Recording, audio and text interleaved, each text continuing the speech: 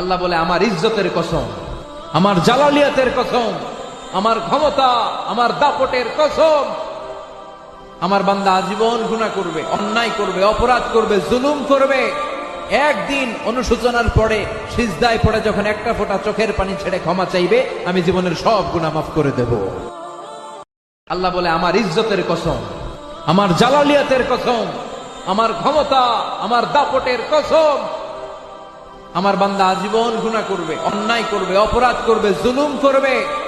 একদিন অনুশোচনার পরে সিজদায় পড়ে যখন একটা ফোঁটা চোখের পানি ছেড়ে ক্ষমা চাইবে, আমি জীবনের সব গুনাহ মাফ করে দেব। আল্লাহ বলে আমার ইজ্জতের কসম, আমার জালালিয়াতের কসম, আমার ক্ষমতা, আমার দাপটের কসম, আমার বান্দা আজীবন গুনাহ করবে, অন্যায় করবে, অপরাধ করবে, জুলুম করবে। একদিন অনুশোচনার পরে সিজদায় পড়ে যখন একটা ফোঁটা চোখের পানি ছেড়ে ক্ষমা চাইবে, আমি জীবনের সব গুনাহ মাফ করে দেব।